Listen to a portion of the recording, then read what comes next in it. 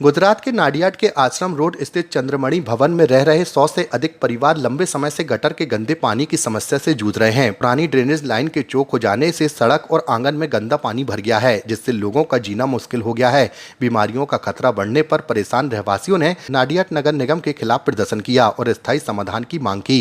Mask पहनकर निकलने को मजबूर लोग अब उम्मीद लगाए बैठे हैं कि उनकी आवाज सुनी जाएगी और जल्द ही राहत मिलेगी।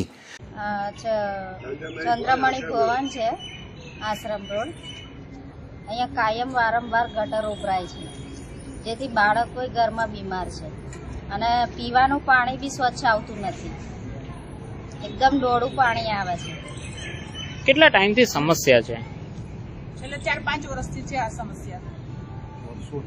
શું સમસ્યા શું છે?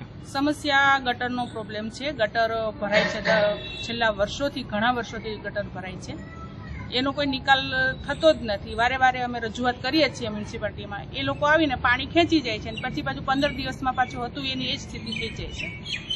અમે તો એવું ઈચ્છીએ છીએ કે કાયમ માટે કોઈ પણ નિકાલ લાવે। શું પાણીને ગટરના પાણીને લઈને શું બીજી અન્ય કોઈ સમસ્યાઓ છે? ગટરના પાણીને પાણીની પાઇપ જોડે ભેગી થઈ જાય છે, એટલે પીવાનું પાણી પીવા લાયક રહેતું નથી। બાળકો બીમાર છે, ઘરમાં ઝાડા ઉલટીના બધાને ઘરમાં કેસ છે અને બાળકો રમી પણ નથી શકતા।